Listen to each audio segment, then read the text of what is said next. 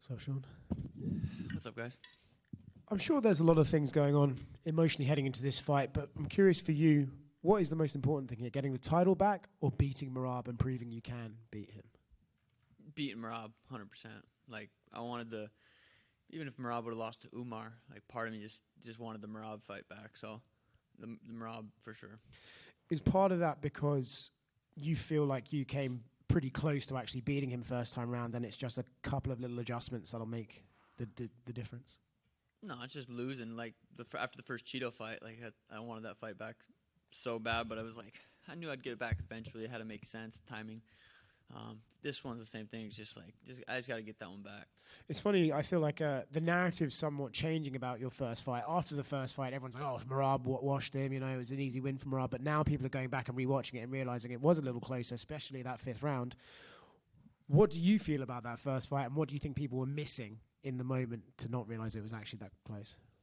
Yeah, I think the second and fourth round were so dominant for him. It just kind of took over the whole fight, which I totally get. Like, I analyze my fights more than anybody, so after I rewatched it, I was like, well, that was a lot closer than people thought. But it doesn't matter if it's close, if you lose. So, yeah, I'm planning on this one not being so close. You talked about the changes you've made in your personal life, lack of social media and all that stuff. How do you feel that will actually play into the performance on Saturday, if at all? Yeah, I don't know. I guess we'll find out, but I feel just overall and a lot. And I never felt like I was in a bad place or sad place or dark place. I always felt pretty good, but I always felt like I could feel better, So I think whether it helps performance or not, like, I feel better. So that's all that matters. Physically, I think there was like a video going around of you on crutches a while back there and stuff like that. How much better do you feel for this fight than you were the first time around with Merab? You say crotch? Crutches. Oh, crutch. Like, there's a video going on my crotch. That's not good. Crutches for no, it's yeah, I feel a lot better this fight. This whole camp's been a lot better. Nice. Is your father in your corner for this fight? yeah. Dad's in the corner. His 60th birthday. That'd probably be the coolest gift I could give him. So he's pumped. Does that just make it all a little bit extra special?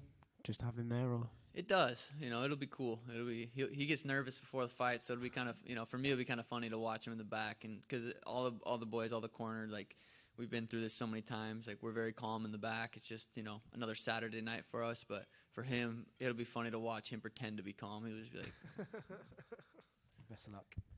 Sean over here.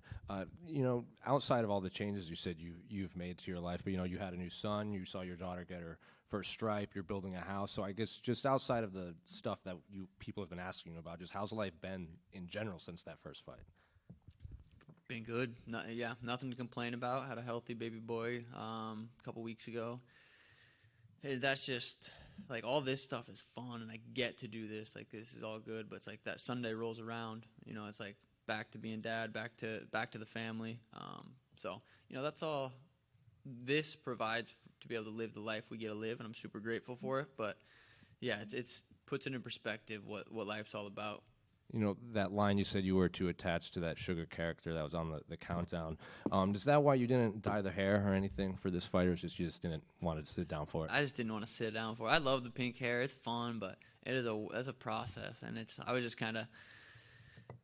I thought bringing back the OG hair would be pretty cool too. I think last time I had this was Jose Quinones. The first time I did my hair was June 6, 2020, so almost 5 years ago to the day, and. Yeah, so it was pretty crazy. I thought bringing back the OG hair was cool. Tim's done some interviews. He said, the lighting was weird. Chael said that you were pulled in all these different directions and just all these distractions and everything. But in other interviews, you seem to kind of stop yourself when you could give excuses. You kind of stop yourself. It's in the past. I just kind of want to. It is what it is. I think is what you say. So it feels like. What is that like? Like, you could give excuses, but you just kind of stop yourself from kind of doing that. Oh, no, my hip was my excuse. I've been saying that. I had a torn labrum. It's like, I walked into that cage confident. I was going to beat Merab. I don't regret walking into that cage. He beat me. It is what it is. My performance wasn't as, I rewatched it. There was things I could have done better. But, in the cage that night, I felt good. I just didn't prepare the way I was supposed to, because I wasn't able to. It wasn't because I was fucking around doing other things. I was still at a good camp, disciplined, weight was good, everything was good. Just wasn't able to do what you need to be able to do to fight someone like Merab. And Javier Mendez gave an interview after Umar's loss. He said Merab just knows how to win by, like, whether it's showboating or just holding people against the fence and making it look like he's dominating when, you said it's a lot closer than maybe people think. So how is that an accurate kind of description of how Merab wins? Like, he just kind of knows how to squeak out these wins? I mean, he's definitely a master at getting in positions and kind of doing enough to make it look like he's. I mean, the win streak he's on, you can't talk too much shit about it. He's crazy win streak, beating the best guys. He's winning. That's all that matters. And then there was a video of you going on. I think it was on your YouTube channels. You were watching the rematch between Nate and Connor. Was that just a coincidence? Because even Connor seemed to pick up on it on Twitter. I've been just watching a bunch of fights lately. I don't know. I've just been watching a bunch of fights. And last one for me, Mario's welcoming Patchy Mix to the UFC. What do you make of that fight? And Patchy not only coming into the UFC, but facing against Mario. Yeah, Patchy adding to the bantamweight is sweet. Makes the bantamweight division even that much sweeter. Fighting Mario's tough. He's super tough. I know he got a lot of shit for that Jose Aldo fight, but he's on a tear. Mario is legit, very, very high level, very skilled. I'm excited for that fight. Sean over here. Any chance you could move the water bottle out of the way? Appreciate it. A lot of talk about these changes, obviously. Like, how much of that is tied into what you feel you need out of a result? Like, are you just happy that you've made positive things in your life and it's completely unrelated to whether you win or lose this fight? What was your question? Sorry. Just all kind of the changes you made. Did you make those working towards a different result, or is all these things separate in terms of the man you're trying to be and the fighter you're trying to be? Like I said before, I've always felt like I'm a happy person, but I was like, my life is everything's so perfect. Well, I should be even a little bit. I should be more happy. Like, what can I take away to add to my happiness, to my peace? And it was just take away distractions, and that was for me as a person, not necessarily as an athlete, and want to be a better fighter. All that stuff will make me a better fighter, but it wasn't necessarily for that. Gotcha. I was talking to Dominic Cruz about all that stuff going on. He said he feels this is going to give longevity to your career, probably more so than maybe other lifestyle choices would have. Would you agree with that? Yeah, I would agree with that. I'm 30 right now. I feel like we haven't got to see me in my prime. This might be the first fight in my prime, but I want to stick around as long as possible, and longevity is on my mind every day. Do you feel like you have to knock Merab out in this fight, or do you see options for submission or decision? I feel like I can win this fight in any which way, and we'll see Saturday night. Yeah, and if you get that belt back, do you feel like this is a trilogy that would need to be completed, or would you kind of look at other options out there? Definitely possible. I like having options. I like it's nice to be able to have options after a fight, so that's possible. Yeah, and just last one, Merab said he wants to have 4 title defenses this year. He's already talking about having 2 more after you. Do you feel like he is giving you your appropriate respect and focus going into this rematch? I can't tell you what that dude's thinking. I don't know if he knows what he's thinking. 4 is crazy. I mean, if anyone could do it, he ain't going to be able to get it done Saturday night, so no. But someone like that could fucking bust out 4 in a year. Sean, right back here. Sean, over here. After you win your fight against Merab, if you win, what are your plans? Training with Adesanya is something that you will keep? Izzy was just in Arizona. He hit me up. I said, pull up to the gym, hang out, and that was super cool. We live very far apart, so probably won't train with him much more, but, just back to work.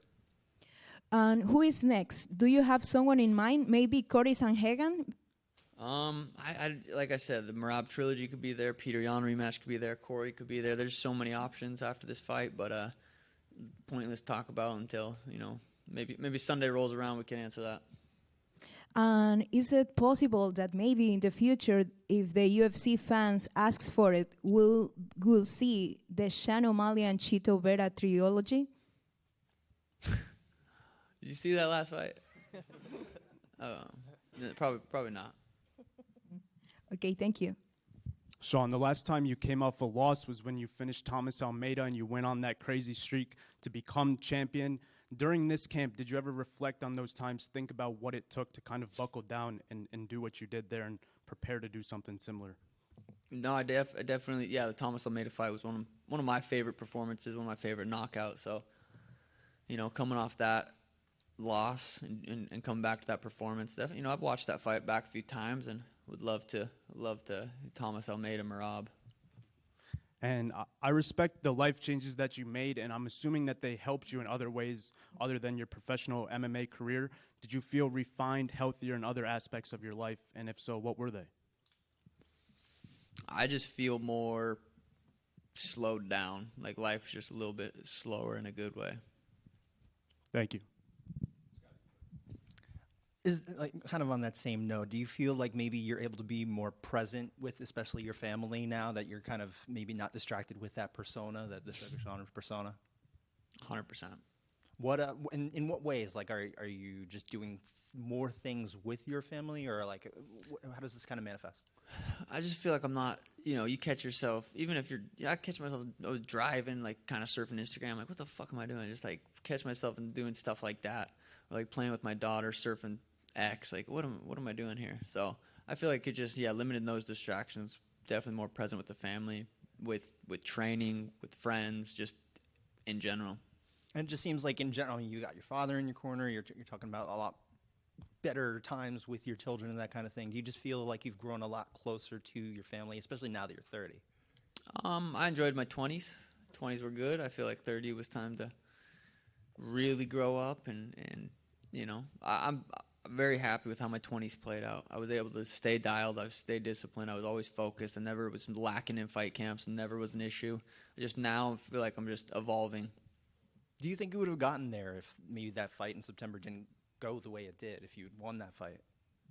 Yeah, I do. I do think I would have gotten there because I've wanted to do that for a long time. I think that just kind of either pushed it forward, but I do think I would eventually have gotten to this spot. But, yeah, you never know.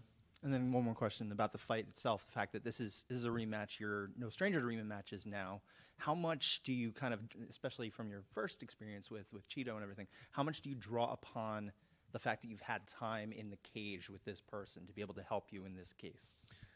Yeah, I mean, we both had 25 minutes together, so if it helps me, it helps him. But he didn't get the best version of me, so I don't know if he's overlooking me. I don't think he is. I think he knows this is a tough fight. But yeah, I feel like I got a good version of Merab. I think he's in his prime right now. He's had the best performance of his life against Umar. But I don't think he got the best version of me, so I think I can surprise him. Actually, one more question. I mean, we've seen you kind of have some fun in the cage, too. You like to whip out the basketball moves and that kind of thing. Are we still going to see that if you're feeling it, or is that kind of past now? It just comes out when it comes out. I don't plan that shit. Okay, thank you. Just to kind of play off the theme here, I guess, when you gave up these things, you said you were more present, but did you pick up any, like, new hobbies? Did you start maybe reading more? I mean, was there anything that to pass the time? Definitely been playing some poker. Okay. Poker with the boys is a hell of a time. It's pretty much it. Other than that, everything else is just a little poker. Was there one that was harder to quit than the others? What's your full list of changes? I mean, what's your list, and which one was maybe the hardest one to give up? They were all, I haven't had an issue with any of them. It's just like I'm just done with them. Now we're here. That's gaming, social media. Anything else? No, that's about it. All right, over here. Last time I asked you about Dana White privilege. Do you think that concept still plays a role in how fighters get opportunities in the UFC? I don't know. You have to ask Dana that, but they see potential in people, and if you give the UFC opportunity to if you go get some sweet knockouts, they're gonna post them. It's gonna be all over. You do some sweet shit, they're gonna post it. They can't make that shit up. That shit I did. Like I've earned where I'm at, and super grateful for the UFC. Yeah. One other question. Your coach Tim Welch recently said Merab is the best bantamweight of all time. Do you also believe that? I do. Yeah, Merab's the best bantamweight. I think Aljo was. at the time I beat him, and I think Merab is right now too. All right, thank you. Sean, obviously this McGregor thing kind of blew up online, and you watching the Diaz fight. I wonder, like, what do you gauge? I haven't seen it, to be honest. Right. Oh well, of course you're not on social media. But what do you gauge when you watch that fight? Because I can't think of it as being like a particularly similar matchup stylistically or anything to this rematch between you and Merab. Well, so I was watching a Connor Nate. I don't know what you're talking about, but I want to tell me what. No, but basically, like this footage of you watching the Connor Nate rematch. Like you mentioned, you've been watching a lot of fights. What is it that you gauge from watching that fight in particular? I mean, it doesn't seem like a super similar fight to this one coming up on Saturday. No, I just been watching a bunch of fights. I didn't even know there was like something. We just have cameras recording so much. I didn't realize like that was a moment that got captured. I've been watching a bunch of fights. Been watching some rematches. Watched Chuck versus Randy. Which I've never watched Chuck Liddell fights. Like obviously I knew who he was, but I've been watching a lot of old school fights. It's been cool. But yeah, I've always taken inspiration from Connor fights.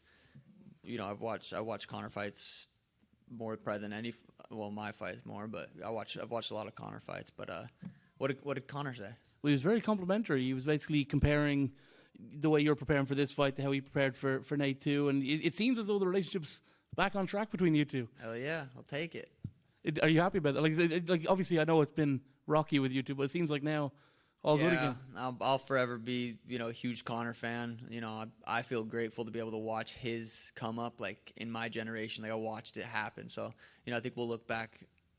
I mean, he had one of the craziest careers, so it's cool to be able to watch it happen. While I was getting into the UFC and everything. So yeah. I'm pumped that the relationship's back to good. And last thing, you've had a pretty star-studded kind of camp, and people talked about Izzy before, and I know that Demetrius Johnson was over as well. How much I'd imagine DJ probably you can gauge a bit more because he's more your size and someone who can better replicate probably what Merab can do. But how much does it benefit having sort of A-list names like that in the camp? Yeah, I think it's cool just for the guys that train at the gym. You see Israel Adesanya come in and take class, and you see Demetrius come in rolling the gi. Like it's just super inspiring to everybody. It was inspiring to me to see how humble they are and wanting to continue to learn. It was both we trained one session with both of them. It wasn't like, hey, what do you think? What should I do? Hey, like do this for Murat. Like it wasn't like that. It was more just kind of random, but it was really really cool. Oh, and also, do you know what's going to happen with your mate Schmitty after the fight? Is he going to get into the after party? I got a jet home at 3 a.m., brother. There's no after party this time. I'm going straight home. Thank you. Sean, over here. Looking back at your previous fight, is there a specific thing that you have learned that you think that will be crucial for this fight against Merab, the rematch? I go with this kind of mindset every fight. It's like every time I fight someone, most of the time, it's like for them to take me down. Like, don't let him touch me. Don't let him touch me. If he doesn't touch me, I win the fight. So it's the same mindset I went in with Aljo. I just saw a video of you and your team doing this atmosphere of the fight. Whose idea was this? Is was something to motivate you or to manage the pressure of this rematch? Yeah, no, it's Tim. Tim said, hey, we started training later in the afternoon. We've never sparred that late, so we just did a whole simulation, kind of the walkout, stood in the cage, waited for a little bit, and yeah, just simulating it, kind of visualizing it. You are known as being a finisher on the first round. You have also a good records on this division, but also Merab is being known for his gas tank. He is going for the 5 rounds. Do you think this could go to the decision, or are you looking for finishing on the first rounds? I would not be surprised if I finished him. I wouldn't be surprised if we went 25. I'm prepared for it to be a war. Thank you. Yep. Thanks, guys.